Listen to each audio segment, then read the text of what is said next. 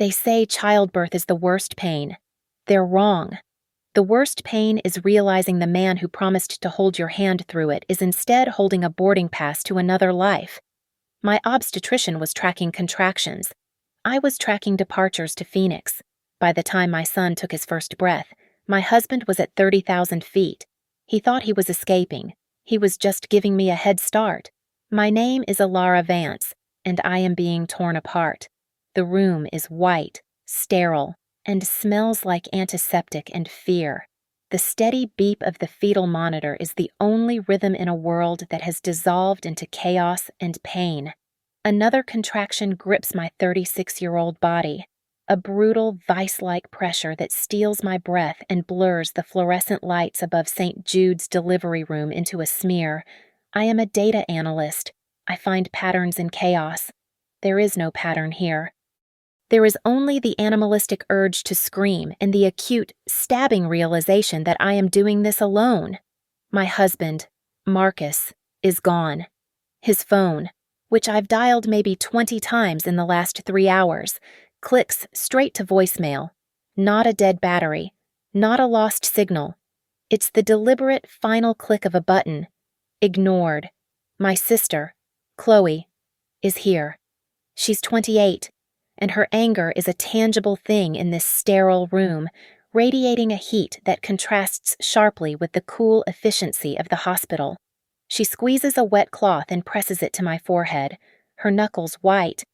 "He's a bastard, Alara," she mutters, her voice low and tight. "He's just stuck," I pant, breathing through the receding wave of agony. "He'll be here." Chloe doesn't answer. She just presses the cloth harder, her gaze fixed on the doorway as if she could will him to appear, if only so she could punch him. I close my eyes and see him this morning, 8 hours ago, a lifetime ago. Marcus, 38, handsome in his tailored suit, a commercial real estate broker who always looked the part. He'd kissed my forehead, his lips cool. "It's an emergency meeting, baby," he'd murmured against my hair. "Client's in from Boulder. I have to go, but I'll be back before the first real contraction. I promise." He'd promised. He'd smiled, grabbed his briefcase, and walked out. Boulder was barely an hour drive, even with traffic. Mrs. Vance, a nurse with kind eyes and a clipboard, is back. "We just need to confirm your husband's information one more time. Is he on his way?" The question sends a fresh spike of humiliation through me, sharper than the pain. I can feel Chloe's stare on the side of my face. "Yes," I lie, the word tasting like ash. "He's on his way. He's stuck in terrible traffic." The nurse nods, unconvinced, and makes a note. "Well, let's hope he gets here soon. You're progressing very quickly." As she leaves, the next contraction hits. It is a monster, a tidal wave of pain that pulls me under. I am drowning in it. I am 38 weeks pregnant. This baby is coming, and I am completely, utterly alone. The physical pain is unbearable, but the shame, the profound sidetracking of my dignity, hurts more. He left me. He chose a meeting, a client, over the birth of his first child. The thought is a cold stone in my gut. Chloe is furiously tapping on her phone, a stark contrast to her earlier attempts at comfort. Her thumbs are flying. "Chloe," I gasp, finding a moment of air. "Stop. It doesn't matter. Just stay with me." "It does matter," she says, her voice brittle. She's not looking at me. She's reading. "Ilara, who does Marcus know in Scottsdale?" The question is bizarre. It hangs in the air, nonsensical. What Scottsdale I don't know. No one. "Why?" She holds the phone out, her hand shaking. "I just got a text from my friend, Jess, the one who works TSA at Denver International." I grab the phone. My vision swims, but the words snap into terrifying focus. Weird question. Did Marcus say anything about going to Scottsdale? I just saw him pass through security. Like, just now. Rushing. Had a carry-on and everything. The air leaves the room. The sterile white walls seem to close in, shrinking, and a cold, sharp shock slices through the heat of labor. It's a pain I've never felt, a digital age betrayal delivered by text message. He wasn't in Boulder. He wasn't in traffic. He was at the airport. He was getting on a plane. I look at the clock on the wall, the big, stupid, institutional clock. Then I look at the departure board in my mind, the one I track for my work trips at Oratech Solutions. A flight to Phoenix, to Scottsdale. It takes about 2 hours. He left this morning. He lied. He packed a bag. Alara, breathe. Chloe is shouting. The door bursts open. It's not Marcus. It's the doctor. All business. Okay, Alara, that was a big one. The baby is ready. It's time. I need you to push. My body is a machine, and it's obeying him, but my mind is at 30,000 feet. I am pushing a new life into this world while the man who helped create it is actively flying away from us. I push through the pain, through the betrayal, through a raw, animalistic rage that fuels me more than any encouragement from the nurses. I am alone. And then, he is here. A sudden, wet, screaming rush. My son, Leo. They place him on my chest, impossibly small and perfect and real. He is crying, and I am crying, and the entire world narrows to this tiny, warm, wrinkled creature.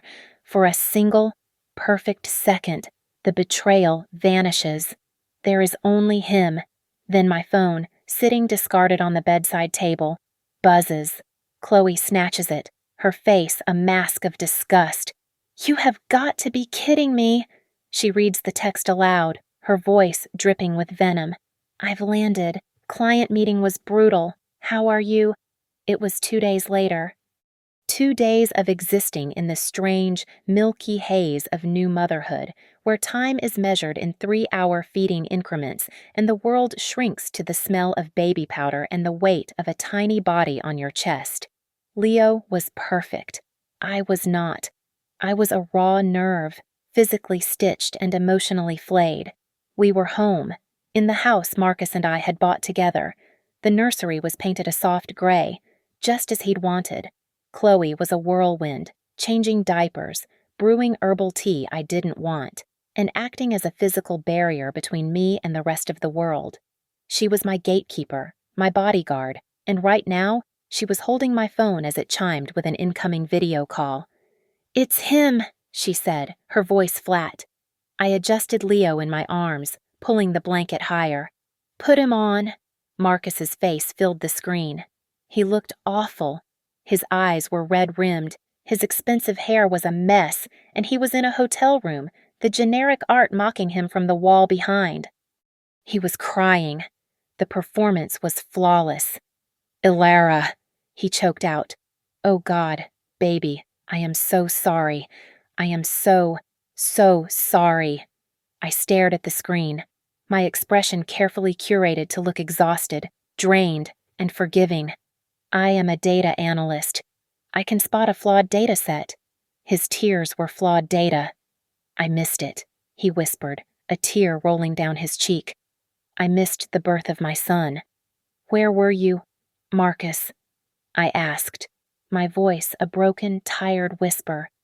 These clients, he said, rubbing his face. They held me up.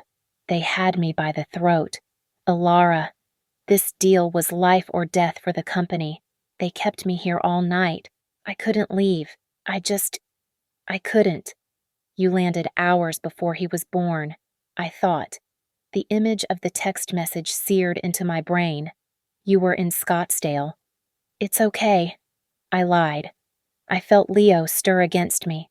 A tiny, snuffling sound. We're okay. He's beautiful. Marcus.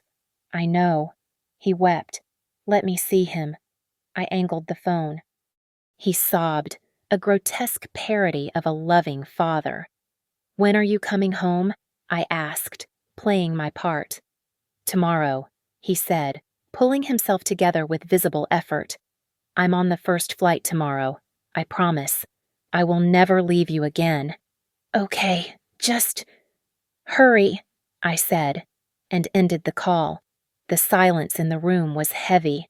Chloe took the phone from my hand, her face rigid with a fury I was too cold to feel. "You're an analyst at Oratech." "Ilara," she said, her voice quiet and dangerous. "You find needles in digital haystacks for a living. Analyze your husband." The fog of hormones and betrayal parted, replaced by something sharp and familiar. Adrenaline. Purpose. The pain in my abdomen was a dull throb, the stitches pulling, but I ignored it. I handed Leo to Chloe, my movements slow and deliberate. "Get my laptop," I said. She had it in seconds. I sat on the edge of the bed, the glow of the screen illuminating my face in the dim room. My fingers found the keys. This was my work. This was my world. I was fluent in spreadsheets, in SQL, in tracking digital footprints. Marcus was just a new data set to be cleaned, processed, and analyzed. I started with the joint bank account. It was all there, just as he'd left it, assuming I was too busy, too tired, too stupid with love and motherhood to look. I filtered for transactions, travel. My breath caught. There it was. One-way ticket, Denver to Scottsdale. Purchased 3 weeks ago. Not a last-minute emergency. A plan. I kept digging. I opened our joint savings, the account we were building for Leo's college, for our future. Large transfers, thousands, then tens of thousands, moving out. The recipient, Apex Investment Management. I'd never heard of it. I Googled the name. It didn't exist. It was a shell. He was moving money. Our money. "He's been planning this," I murmured. The room was getting colder. "What else?" Chloe asked, pacing behind me with Leo on her shoulder. I didn't have access to his secret accounts, but I didn't need it. I ran a credit report, a soft pull on his name through one of the joint accounts. A card popped up, an American Express, one I'd never seen, in his name only. I didn't have the password, but the statement summary was visible. The balance was high. The primary charges were recurring, a monthly charge for thousands of dollars. The area at McDowell, a luxury apartment complex in Scottsdale. I looked it up. Resort-style pools, concierge service, panoramic desert views. He hadn't been staying in hotels for his work trips. He'd been living. The transfers from our savings, disguised as investment management fees, were the exact amount, to the penny, of the monthly rent and the credit card payments. He was laundering our family's future to fund his secret life. "He has an apartment," I said, my voice devoid of emotion. "He's been living there for months." "Ilara," Chloe said, her voice suddenly strange.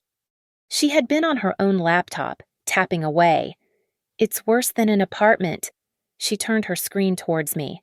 My analyst brain, trained to see patterns, recognized the layout immediately. It was a county assessor's public database. "He just bought a house," Chloe said, her finger pointing to the screen. I leaned in, the pain from my incision stabbing as I moved, but I didn't care. I read the details. Buyer Marcus Vance, property address, Paradise Valley, Scottsdale. Sale price, $2 million. And then, the final data point, the one that stopped my heart, closing date. It was dated for yesterday, the day I was in St. Jude's, the day our son was born. The name on the county assessor's database wasn't just Marcus's. He had listed a co-buyer, Naomi Kent. A few keystrokes were all it took. 30 years old. An interior designer based in Scottsdale. Of course, a $2 million canvas needed an artist. Her business profile was professional, polished. Her personal Instagram was public. It was a masterpiece of curated perfection. Every photo was bathed in the soft, expensive glow of the desert sunset. Beige linen, brushed gold fixtures, sprawling cacti, and turquoise pools. It was a life I didn't recognize, and it was funded by the money I had helped earn. I scrolled, my thumb moving mechanically. I was an analyst. This was just data acquisition. Pictures of minimalist furniture, pictures of chic, minimalist restaurants, and then pictures of my husband. He wasn't the stressed, overworked Marcus I knew. This version of him was relaxed, his skin a deep, healthy tan. He wore linen shirts, not stiff suits.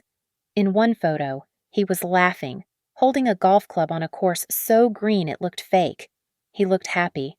He looked like a stranger. He'd always told me he hated golf. He'd called it a stupid, pointless game whenever my father asked him to play. The lie was so small, so specific. It made my stomach turn. I kept scrolling. Back, back, back. A photo from 3 months ago. Naomi, raising a mimosa at a poolside brunch, lying at her feet, panting happily in the shade, was Buster. My breath hitched so hard it felt like a crack in my ribs. Buster, our golden retriever. My dog. Chloe, I whispered, my voice sounding thin and alien. She was by my side in an instant, peering at the screen. Is that? He's supposed to be in Utah, I said. The words numb. Marcus had taken him 2 months ago. He'd spun a whole story about an aggressive anxiety Buster had developed, one that required a specialized behavioral camp in Utah. It had cost us $4,000. It was all a lie. He didn't just take the money. He took my dog. The dates, Alara, Chloe urged, her voice low and hard. Check the dates of his trips. I didn't need to. I knew them by heart. I pulled up my own calendar, the one where I tracked his business trips so we could coordinate childcare that we, apparently, would never need. I held it next to the phone, cross-referencing Naomi's feed. His conference in Dallas was a poolside weekend at her luxury apartment. His client retreat in Chicago was a spa day in Sedona. It wasn't sporadic. It was his entire life. For the last 18 months, every time he'd kissed me goodbye at the airport, he was going home. And I was the other life. My thumb stopped moving. I'd gone back almost a year. A specific date. A date that was a black hole in my memory. A permanent scar on my timeline. Naomi had posted a photo. 2 champagne flutes, clinking. The caption read, "Celebrating 1 year with my rock. So grateful you found me." I stared at the date. The same day I had the miscarriage. The world went silent. The beeping of the baby monitor faded. I was back in that other sterile room at St. Jude's, the one I was in exactly 1 year ago. I remembered calling Marcus, my voice thick with tears and blood, telling him I was losing the baby. He had sounded devastated. He was stuck in Chicago. He'd said, a freak blizzard at O'Hare had shut the airport down. He'd cried on the phone, telling me how sorry he was that he couldn't be there to hold my hand. He wasn't in Chicago. He was in Scottsdale, drinking champagne, celebrating his 1-year anniversary with his mistress while I was alone, bleeding out our first child. The pain, the grief, the postpartum exhaustion, it all vanished. It was burned away by a sudden glacial rage. It was cold and pure and perfectly focused. He hadn't just deceived me. He hadn't just abandoned me. He had stood by and watched me suffer a tragedy and then used my grief as his cover. My hands were perfectly steady as I went back to the secret credit card statement. I scanned past the apartment rent, past the restaurants, past the golf club fees. I was looking for something new. I found it. A charge from 2 weeks ago. A $5,000 retainer. Kent and Associates law firm. Kent, I said aloud. It's her name. What is, Chloe asked. He paid a law firm. Kent and Associates. It must be her family's firm. Chloe was already typing, her fingers flying across her own laptop. Kent and Associates. Scottsdale. Her face went pale. She turned the screen to me. It wasn't a corporate firm. It wasn't real estate. The homepage was a photo of a woman in a power suit, smiling compassionately. The headline read, Arizona's premier family law and divorce specialists. Oh, Ilara, Chloe whispered. I understood instantly. The data clicked into place, forming a picture so ugly and precise it took my breath away. Arizona, a community property state. Colorado is an equitable distribution state. He wasn't just leaving. He wasn't just stealing. He was forum shopping. He was establishing residency in a state that would split our assets 50-50, including the stock options from Oratech I had earned long before I met him. He had waited until I was 9 months pregnant, until I was at my most vulnerable. He was planning to file for divorce in Arizona the moment he secured the $2 million house, taking half of everything I had, while leaving me alone with a newborn. This wasn't an escape. It was an invasion. He walked in the next evening, right on time, just as he said he would. The front door opened, and I heard his bag drop on the hardwood floor. Chloe had been busy. The entire living room was a minefield of metallic hypocrisy. Mylar balloons, dozens of them, bounced against the ceiling. "Welcome, baby Leo," they shrieked in bright blue script. It's a boy. A massive 3-foot-tall silver B bumped lazily against a Y. It was a scene of such grotesque manufactured joy that it was perfect. Chloe, holding Leo, gave me a look from the kitchen that said, "Let the games begin." Marcus stepped into view, his face a mask of artful anguish. He saw me on the couch, frail and propped up by pillows. He saw the balloons. His composure cracked. "Ilara," he breathed, and his goddamn lying eyes, welled with tears. He rushed forward, dropping to his knees by the couch, burying his face in the blanket covering my legs. "Baby, I am so sorry. I am so sorry." I put my hand on his head, my fingers tangling in the expensive hair I used to love. The gesture felt hollow, a pantomime. "Marcus, it's okay." "No," he said, looking up at me, his face streaked with tears. "It's not okay. I missed it. I missed our son's birth. I will never, ever forgive myself for that." The performance was breathtaking. He was a master. He deserved an award. "Where is he?" he whispered, his eyes scanning the room, desperate. Chloe emerged from the kitchen, her face a neutral mask I knew she was struggling to maintain.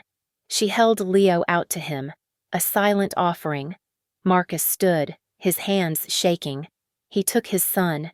He held Leo with a practiced ease, cradling the back of his head, his gaze locked on that tiny, perfect face. He looked, for all the world, like a father in absolute unconditional love. The sight of it, the sheer audacious fraud, made my stomach clench with a nausea that had nothing to do with hormones. "He's perfect, Ilara," Marcus whispered, a tear dropping onto Leo's blanket. "He's just perfect. My son." I watched him, a specimen under a microscope.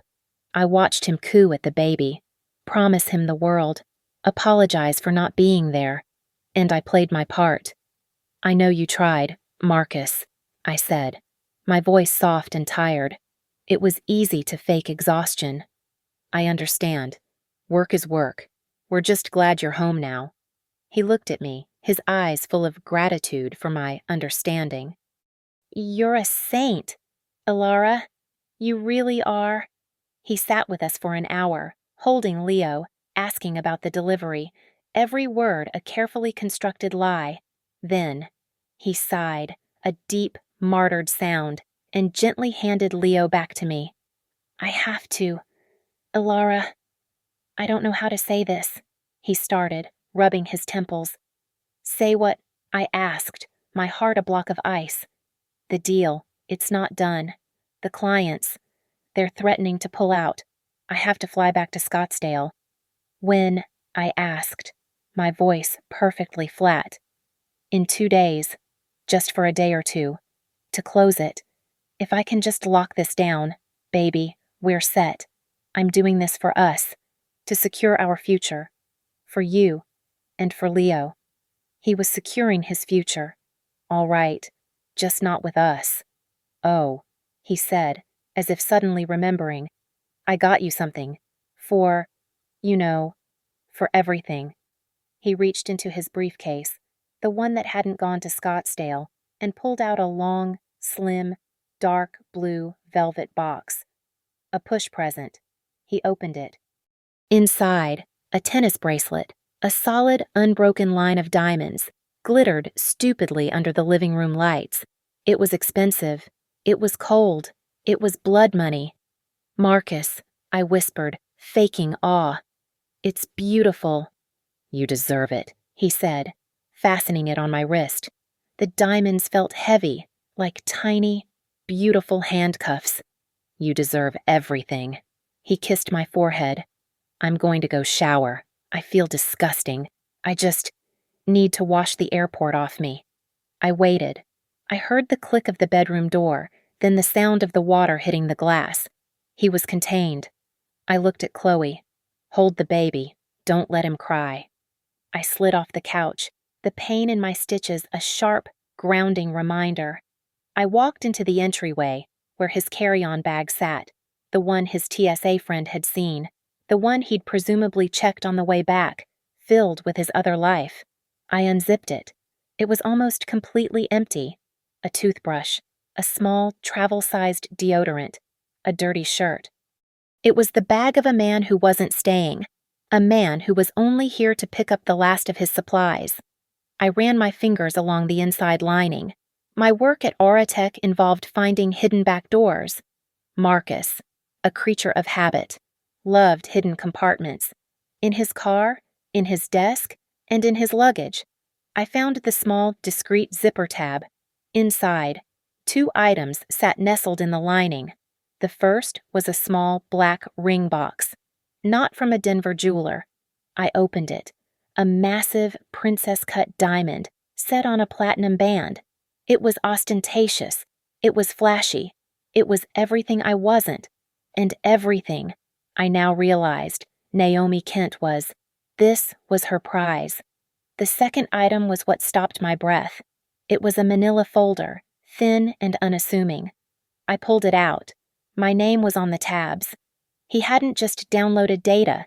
He had stolen my physical files, my personal files, from the locked drawer in my home office. He must have taken them before he left for the meeting in Boulder. I opened it.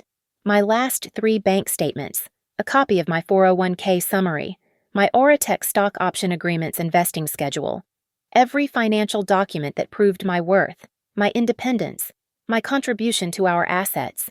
This was the package. This was the ammunition he was taking back to Arizona. This was what he was going to hand over to Kent and Associates law firm to systematically and legally disembowel me. He hadn't just left me in the delivery room. He was planning to leave me destitute. The sound of the shower was a steady, percussive rhythm, a timer counting down. I slid the folder back into the hidden compartment, closed the zipper, and placed the engagement ring box next to it. I zipped the main suitcase shut, my hands perfectly steady. I was no longer a wife. I was no longer a victim. I was an analyst, and I had a data breach to contain. I sat on the living room floor, Leo asleep in his bassinet beside me, and opened my laptop. The diamond bracelet Marcus had given me was cold on my wrist. I left it on. It was evidence. The first call I made was not to the police. It was to the best divorce attorney in Denver, Mrs. Harding. Her reputation was that she was a scalpel, and I needed surgery. I paid the $5,000 consultation fee on my own credit card and secured a video call for the next morning, while Marcus was at the office, an office I now knew he was only visiting to shred his past. "You're on maternity leave, Mrs. Vance," Harding said, her face a sharp, intelligent collection of angles on my screen. "This is usually a time for congratulations." "I'm here for a different kind of delivery," I said. I unmuted my screen share. For 20 minutes, I presented my findings. I showed her the data, not the emotion. I laid out the one-way ticket purchased 3 weeks ago, the secret American Express statement, the recurring charges for the Scottsdale apartment, the Shell Corporation, Apex Investment Management, and the corresponding transfers from our joint savings. I showed her the public assessor's record for the $2 million house, co-owned by Naomi Kent, and the closing date that matched our son's birthday. Finally, I showed her the website for Kent & Associates Law, the Arizona-based divorce firm. She was silent for a full minute, just watching me. A slow, thin smile touched her lips. "Well, Mrs. Vance," she said, her voice crisp, "you have done 90% of my job for me. Most of my clients come in with tears and suspicions. You've come in with a chain of custody. He's establishing residency to file in a community property state. It's an aggressive, predatory move. Our job now is to freeze his assets before he can liquidate them. We're going to stop him." But as I dug deeper that night, with Marcus sleeping the sleep of the truly shameless in our bed, I realized freezing his assets was only the first step. I needed to know the why. The $2 million house, the apartment, the ring. It was more than his real estate commissions could cover, even with what he was stealing from me. He was funding this, somehow. I was still an employee of Oratech Solutions. My maternity leave just meant I was working from home. I had access to our client directory. On a hunch, I typed in his company, Apex Realty. There it was. Oratech Solutions. Client since 18 months ago. My blood went cold. 18 months. The exact length of his affair. The exact moment he'd started the travel to Scottsdale. My company. My job. Handled the data security for his. He was one of our accounts. I was a senior analyst. I knew the architecture of our client-side servers. I couldn't ethically or legally breach our own security to look at Apex's data. It would compromise my case. It could get me fired. It could get me arrested. But I didn't have to. My boss, Sarah, was a senior vice president, a woman who lived on black coffee and zero tolerance for incompetence. I called her personal cell at 8 in the morning. "Vance," she barked, clearly surprised to hear from me. "Aren't you supposed to be changing diapers?" "Sarah, I have a sensitive security matter," I said, my voice low and professional. I was in the nursery, Leo gurgling in his bassinet. Marcus had already left for his last day at the office. The line went silent. "Go on," she said. "This is not a formal report yet, but I have a high-confidence suspicion," I said, choosing my words with analytical precision. "I believe a senior employee at one of our clients, Apex Realty, is committing serious financial fraud." "Fraud? What kind?" "He's using marital assets to fund a separate life in another state, with the intent to defraud his spouse in a divorce," I said. Sarah sounded annoyed. "Alara, that's a domestic issue, not an Oratech issue." "I don't care if your husband is—" "It's not just that," I cut in, steamrolling her assumption. "My concern is how he's funding it. I'm worried he's leveraging his position at Apex, and that it could impact Oratech's data integrity. This employee is Marcus Vance, my husband." The silence on the other end was absolute. I had her. "I can't look. Sarah, it's a conflict of interest, but you can," I said. "We monitor for anomalies. His travel to Scottsdale, his new address. It all aligns with our client file. I am asking you to check our internal access logs for his user ID. See if he's accessed anything he shouldn't be touching." "I'll look," she said, and hung up. I didn't hear from her for an hour. I fed Leo. I drank a full liter of water. I watched the dust motes dance in the nursery sunlight, my entire future hanging on a thread. My phone rang. It was Sarah. Her voice was completely different. The executive annoyance was gone, replaced by something cold and hard. "Alara," she said, "this is much bigger than your divorce." I held my breath. "Marcus isn't just moving money," she said. "I'm looking at his access log right now. He's been downloading proprietary client datasets from our servers for the last 6 months. Prospect lists, confidential building schematics, investor portfolios from Apex's biggest competitors. He's not just leaving you. He's stealing our data." She paused, and I heard her click a mouse. "And the primary IP address he's been routing the downloads to, it's not Apex. It's a residential address in Scottsdale." The landscape had changed. This was no longer a domestic dispute. It wasn't a bitter wife versus a cheating husband. This was a corporation versus a data thief. Mrs. Harding could handle the divorce. Sarah and Oratech, and by extension the federal government, were now involved in the industrial espionage. This was leverage. This was a weapon, and I knew exactly how to aim it. Naomi Kent, interior designer. Mistress, fiancé. She was the beneficiary of his crimes. That $2 million house, the princess-cut diamond, the idyllic desert life, it was all being funded by stolen money and stolen data. My first instinct, the raw, postpartum, animalistic one, was to destroy her, to expose her as a homewrecker. But the analyst in me, the cold, logical part that was now fully in control, saw a different path. What if she didn't know Marcus had built a flawless narrative for me, the hard-working, supportive wife? He had undoubtedly built an equally flawless one for her. Men like Marcus don't just lie, they construct alternate realities. There was a strong probability, I calculated, that Naomi Kent had no idea her perfect golf-playing, linen-wearing man was a corporate spy abandoning his pregnant wife. She probably thought she was the one being rescued by a handsome real estate mogul. She wasn't my enemy. She was just another asset he was liquidating. She was, I realized, a potential ally. "Chloe," I said, my voice calm. I was sitting at the kitchen table. Leo sleeping soundly in his bassinet next to me. The diamond bracelet was in a plastic evidence bag on the counter. "I need the business number for Naomi Kent's design studio." Chloe, who had been quietly researching federal sentencing guidelines for wire fraud, looked up, a slow, predatory smile spread across her face. "With pleasure." She had the number in 30 seconds. I picked up my phone. My hands were not shaking. I was running on pure, uncut adrenaline and a cold, righteous fury.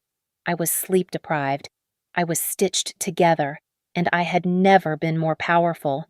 I dialed. It rang twice, and a professional, breezy voice answered, "Naomi Kent Designs. This is Naomi." I took a breath. "Naomi, this is Alara Vance." A sharp intake of breath on the other end. Silence. "I'm Marcus Vance's wife," I continued, my voice steady, professional, like I was conducting a client intake at Oratech.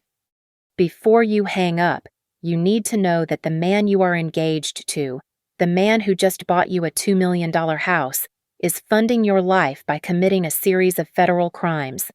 The silence was absolute. I could hear her breathing, quick and shallow. Her voice was small, terrified. "He told me you were his ex-wife, his hateful, vindictive ex-wife." "I'm his current wife," I said, letting the words land, sharp and heavy. "I am his wife of 8 years. I just gave birth to his son. 3 days ago. The day he closed on your house. He abandoned me in the delivery room while I was in labor to fly to you." "No," she whispered. It was a denial, but it was weak, fragile. "No, he had a deal. He told me you were—" "I'm sending you an email," I said, my fingers already flying on my laptop. I attached the photo, the one Chloe had taken seconds after Leo was born. Me, pale and sweating, and Leo on my chest, red and new. The hospital's digital clock was visible on the monitor behind me. The timestamp was undeniable. "Check your inbox. It just arrived." I stayed on the line, listening to her silence. I heard a click, a gasp, then a choked sob. "That's my son, Leo," I said, my voice softening just a fraction, but not with pity, with precision. "The son he left me to give birth to alone. The money he's using to pay for your house, your ring. It's not just stolen from me. He's been stealing proprietary data from my employer, Oratech Solutions, for over a year.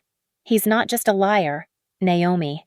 He's a thief, and you are now an accomplice." She was breaking. The perfect, curated Instagram life was shattering in real time. "I have to go." She hung up. I stared at the phone. For a second, I wondered if I'd pushed too hard. The phone rang again in my hand less than a minute later. I answered. It was Naomi, and she was hysterical. The breezy professional was gone, replaced by a sobbing, terrified woman. "He told me the baby wasn't his," she wailed, the words tumbling out. "He said you cheated. He said you were the one living a double life and that he'd found out. He said he was coming to Arizona to escape you, that you were trying to trap him, that you were... Oh, God. He said he was terrified of you." I closed my eyes. The sheer depth of the manipulation, the pathological, intricate web he had spun. It was breathtaking. He wasn't just a liar. He wasn't just a thief. He was a sociopath. He had painted me as the villain to his new victim, just as he had painted his clients as the villains to me. "Naomi," I said, my voice sharp, cutting through her hysteria. "He is a manipulator. He has played us both. Right now. He is at his office in Denver, destroying evidence. In 2 days. He is planning to fly back to you, carrying stolen financial documents of mine to hand to your family's law firm. He is also carrying stolen corporate data that could land him in federal prison for a very long time." "Prison," she whispered, the word catching in her throat. Industrial espionage is not a small claims court matter. That $2 million house, it was purchased with stolen funds. It's a criminal asset. It will be seized. The sobs stopped. I heard her take a shaky breath. The interior designer was gone. The woman facing the loss of her perfect life, her reputation, and her freedom was emerging. "What do you want?" she asked, her voice tight. "He is a threat. To my son, to my company, and to you. He used you. He used your family's law firm. He's put you in the middle of a federal crime. I don't want to destroy you. Naomi, I want to destroy him. I need to know. Are you with him, or are you with me?" Another long pause. I heard her type something on a keyboard. She was probably looking at the house deed. He told me he was building a life for us," she said, her voice hollow. "He was just building a prison. He's at home now, sleeping in my bed, after telling me he has to fly back to Scottsdale to save the deal." I said, "He's coming for you. Naomi." "What?" she said, her voice hardening, the tears gone. "What do you need me to do?" The next 24 hours were a blur of coordinated, whispered activity. My quiet suburban home, still smelling of baby powder and littered with welcome home balloons, became a virtual war room. The players were set. Me, the analyst, Chloe, my logistics officer, running interference and handling the baby, Mrs. Harding, the legal hammer, preparing emergency court filings, Sarah, my boss at Oratech, the corporate powerhouse monitoring the data breach, and Naomi, our new, terrified asset, the inside woman in Scottsdale. We worked through a secure, encrypted chat, a new channel I set up, far from any accounts Marcus could have accessed. The mission was simple. We couldn't just let him go back to Scottsdale. We couldn't just let him file for divorce. That would be a long, drawn-out battle. We had to end it. We had to orchestrate a single event where all his crimes, the marital fraud, the financial theft, and the industrial espionage converged at the same time, in the same place. The goal: force him to expose his hand. Marcus, meanwhile, was the perfect doting father. He was oblivious. He changed diapers incorrectly. He held Leo, whispering promises of a great future. He made me breakfast, placing the toast and coffee on a tray, telling me to rest and recover. He was a monster playing house, and his performance was chilling. He was still scheduled to leave the next day, for his final meeting. We needed to accelerate his timeline. We needed to make him panic. "Naomi, are you ready?" I typed into the chat. "He's been texting me all morning," she replied, her words appearing on my screen. Happy texts. "Pictures of golf courses. I'm sick." "It's time," I wrote. Call him. Now. Stick to the script. The house is the trigger. I was sitting on my bed, feeding Leo, when I heard Marcus's phone ring in the living room. I heard his easy, relaxed, "Hey, babe," a casual intimacy that twisted my gut. I held my breath. Chloe and I made eye contact. We couldn't hear Naomi's words, but we saw the effect. Marcus's voice changed. It went from relaxed to sharp. What do you mean? A problem. What problem with the title? A pause. What do you mean, the lawyer's office? He snapped, his voice rising. They can't lose the deposit. That's $200,000. Put him on the phone. I want to talk to the lawyer right now. A longer pause. I could picture Naomi, on the other end, following my script. He's not here. He said it has to be you.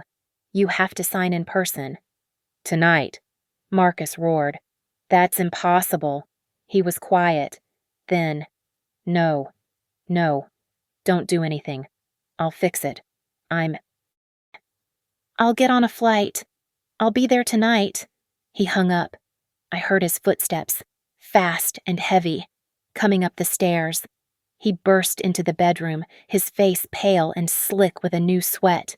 He wasn't the loving father. He was the cornered financier. Ilara, he said, his voice tight with manufactured stress. The clients. The big one. They're backing out. They're threatening to kill the whole deal if I don't get back to Scottsdale tonight to save it. I looked up at him, my eyes wide, playing the fragile, weak new mother.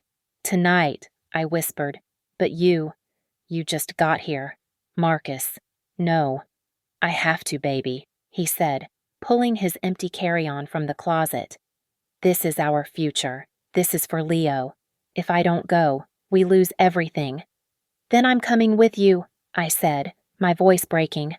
I'm not staying here alone. I can't. Leo is too small. I need you. Let me pack. We can get on the plane together. It was the critical move. I was forcing him to choose, to say the words. His face contorted, a flash of genuine reptilian anger breaking through his panic. No, are you crazy? He snapped. You just gave birth. You can't fly. And it's too dangerous for a newborn. Stay here. Stay with Leo. Be strong for me. Ilara, I need you to be strong at home. I'll handle this. He'd said it. Stay here. It's too dangerous. He had officially, explicitly, isolated me from his escape plan. Okay, I whispered, pulling Leo closer. Okay, Marcus, just be safe. He kissed my forehead, a quick, dry, frantic gesture. I will. I'll fix it. He grabbed the bag, the one containing the stolen file and the engagement ring, and ran downstairs. I heard the front door slam.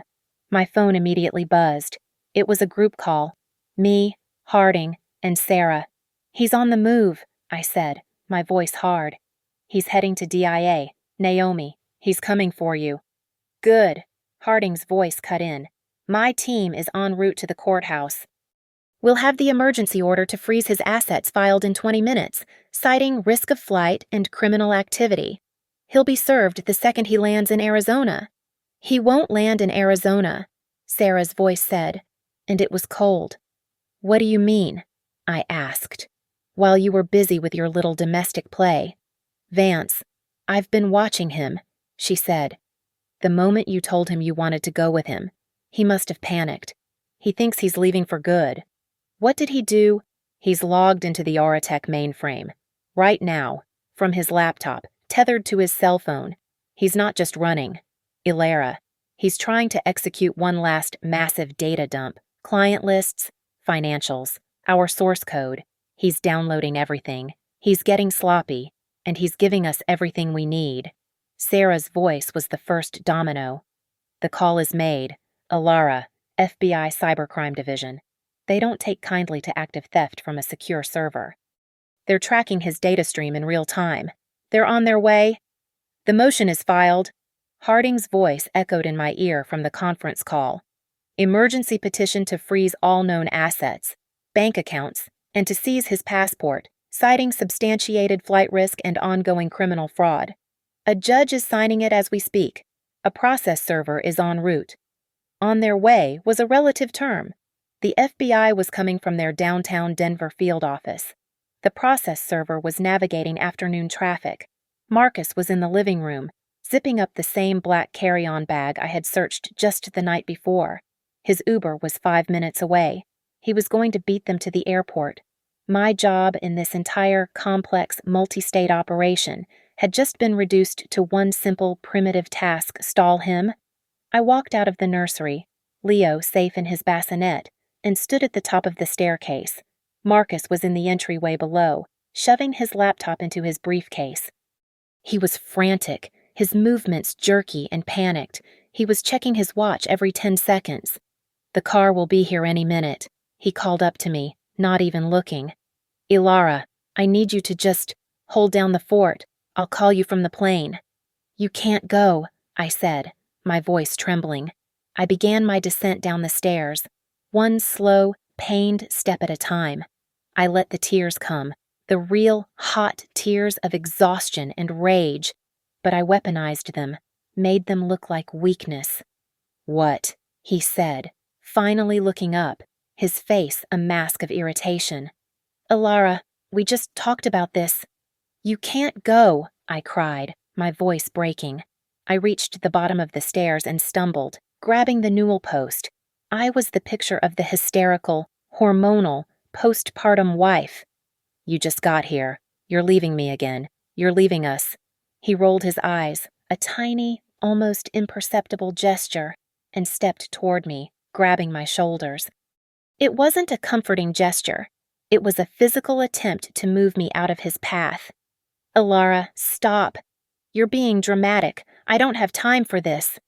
"I'm being dramatic," I shrieked, batting his hands away. "I just had our baby alone. And you're leaving. You don't love me. You're abandoning us." I was making a scene, a classic textbook stall tactic. He was glancing past me, at the front door, at his watch. He was calculating. He could see his Uber's icon moving down the street on his phone. "God damn it! Ilara, move!" he snarled, dropping the loving husband act entirely. He was a cornered rat. "I am trying to save our future, and you are having a tantrum." He tried to shoulder past me, a brute force move to get to the door. I grabbed the sleeve of his expensive suit. "That's all this is to you, isn't it?" I said. My voice was no longer high and hysterical. The tears stopped. The air in the entryway dropped 10 degrees. My voice was a flat, dead, analytical monotone. "Just a tantrum you don't have time for." He froze. He turned, slowly, confused by the sudden shift. "You didn't have time for my delivery, either, did you?" He stared at me. The blood drained from his face. This wasn't in the script. The weak, crying wife was gone, and the woman holding his arm was someone he had never seen before. "What?" he whispered. "Did you just say?" Before I could answer, the doorbell rang. A wave of relief washed over his features. He thought he was saved. He thought it was his escape. "That's my car," he said, yanking his arm from my grasp. "We will finish this when I get back. This is not over." "Oh, you're right," I said. "It's just beginning." He looked at me, confused, then turned and ripped the front door open, ready to launch his complaint at the driver for ringing the bell. He wasn't looking at a Toyota Camry. 2 men in identical dark suits stood on the welcome mat. They were flanked by a third man in a rumpled shirt, holding a thick, stapled stack of legal documents. The balloons, the cheerful, "Welcome Baby Leo" balloons, bounced gently against the doorway in the new breeze, a perfect, surreal backdrop. One of the men in the suits held up a badge. Marcus Vance. Marcus's hand, still on the doorknob, went white. His gaze flicked from the agents to the process server, and then, in a slow, dawning, horrifying moment of absolute clarity, back to me. The man in the suit spoke again, his voice polite, final, and absolutely devoid of emotion. "You need to come with us." Marcus didn't move. He was a statue, his hand still clamped on the doorknob.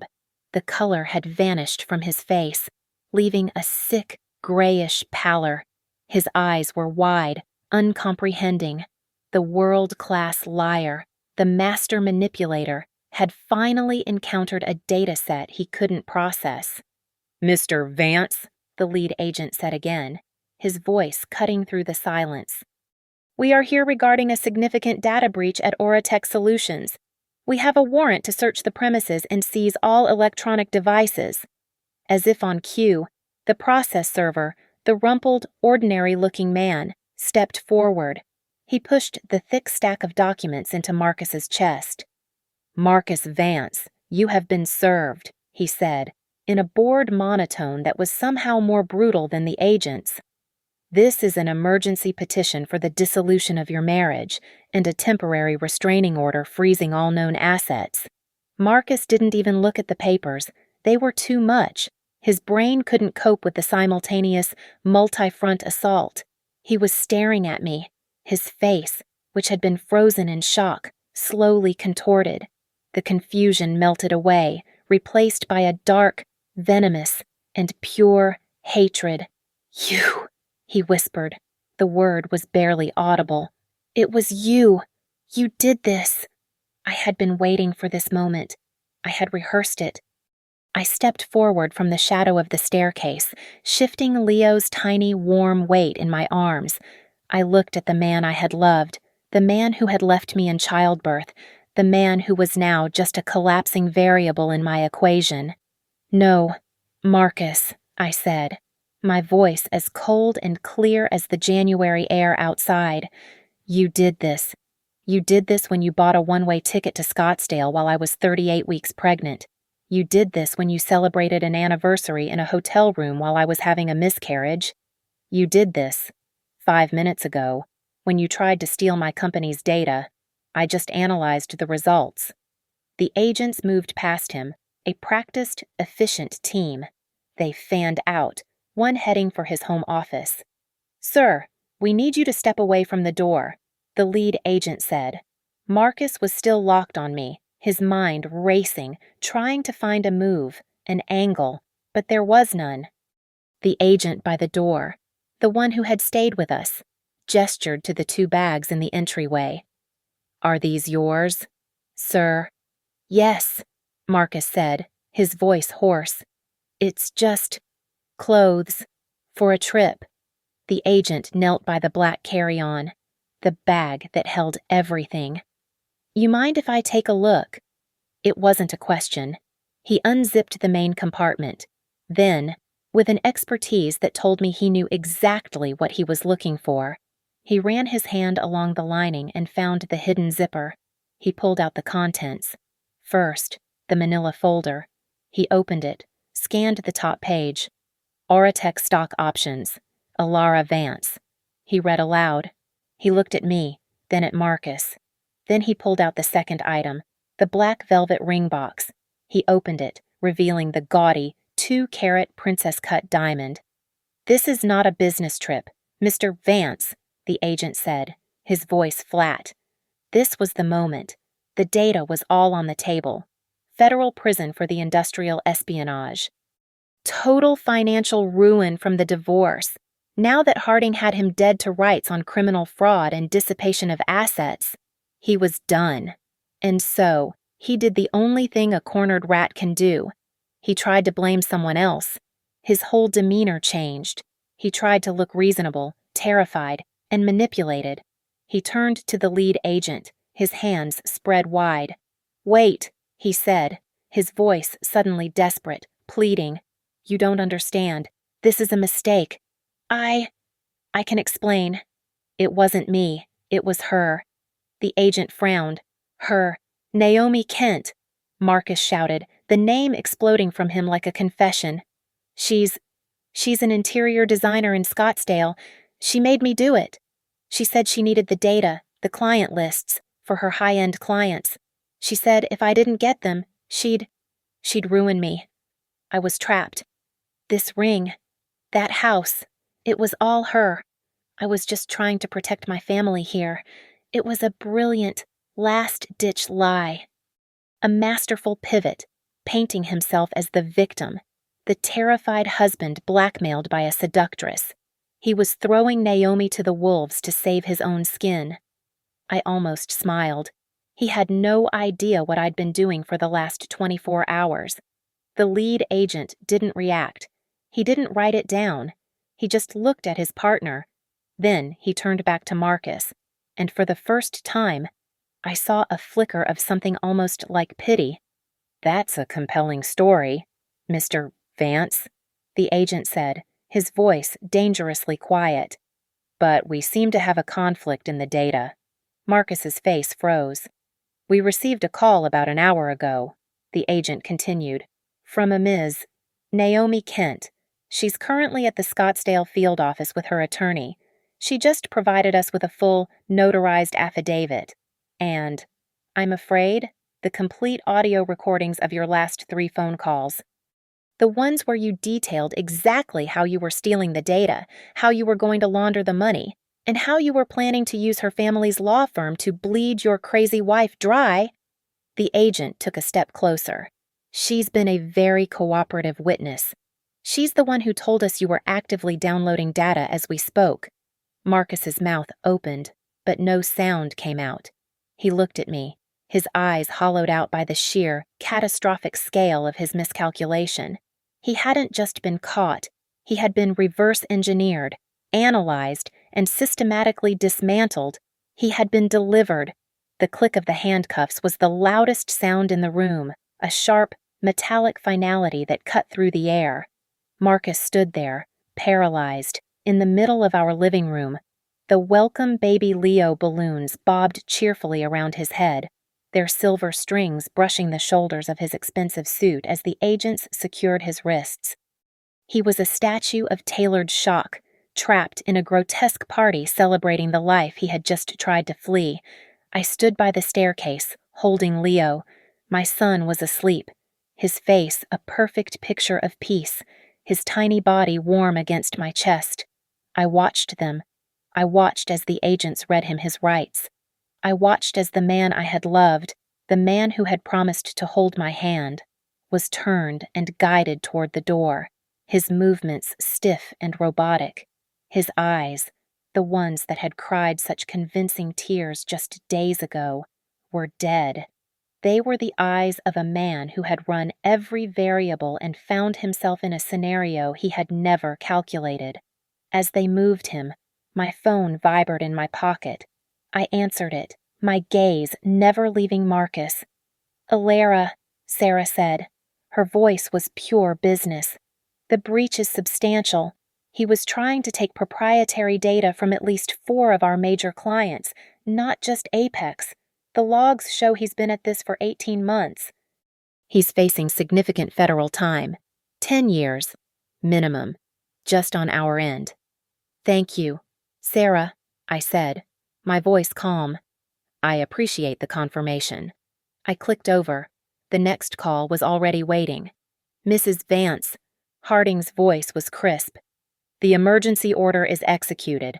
All joint accounts are frozen. The passport is flagged. The Arizona property is now a contested asset. And given the criminal charges, he has 0 leverage. The divorce will be a simple execution. You will retain the house, full custody, and all premarital assets, including your stock options. He's left." "Thank you, Mrs. Harding," I said. Chloe was holding the front door open, her face a mask of cold satisfaction. As the agents pushed Marcus over the threshold, moving him from our life into the custody of the federal government, she leaned in, her voice just loud enough for him to hear. "Was the flight to Scottsdale worth it?" "Marcus." He didn't look at her. He didn't look at me. He just stumbled forward into the cold afternoon light. I watched until the unmarked car pulled away from the curb. Chloe closed the door. The latch clicked, a heavy, definitive sound. And then, silence. The house was completely, profoundly quiet. The agents were gone. Marcus was gone. The balloons were the only things still moving, drifting lazily in the still air. All the noise, the panic, the lies, the performance, it was all gone. The only sound was the soft, rhythmic breathing of the baby in my arms. My gaze fell on the bags he'd packed, still sitting by the door, his briefcase, and the black carry-on, the one his TSA friend had seen at the airport, the bag he was taking to Naomi. I stepped over them. I walked into the kitchen. On the counter, next to a stack of Leo's new bottles, was the long velvet box, the push present, the diamond bracelet he had fastened on my wrist, a heavy, cold circle of blood money. I picked it up. The diamonds were brilliant, flawless, and utterly repulsive. They were the price of his guilt, the cost of my silence. I walked to the kitchen sink. I pulled the rubber stopper out of the disposal drain. I dropped the bracelet, link by heavy link, into the dark. I stared at it for a long, quiet second, this expensive, glittering lie, and then I flipped the switch on the wall. The sound was horrific. It was a violent, mechanical scream, a high-pitched, grinding roar as steel teeth met diamonds and platinum. It was the sound of a $2 million life being annihilated, of a future being pulverized. It was the ugliest, most satisfying sound I had ever heard in my life. I held the switch down until the grinding turned into a dull, empty hum. I turned it off. The silence that returned was clean. Leo stirred, his tiny mouth rooting for food, and I lifted him to my shoulder. I sat down at the kitchen table. The shocking drama was over. My revenge wasn't a passionate, public spectacle. It was a quiet, precise, legal, and corporate execution. I hadn't screamed or thrown things. I had analyzed data. I had built a strategy. The delivery room. It wasn't just the sterile white room at St. Jude's where I had delivered my son. It was here, in my house, at my laptop. It was the moment I stopped delivering his excuses and started the delivery of justice. Thank you so much for listening to my story. I'd love to know where you are listening from, so please comment below and let's connect and share our thoughts. Please subscribe to Lily Revenge Stories, like this video, and if you want to support us, hit that hype button so this story can be heard by more people.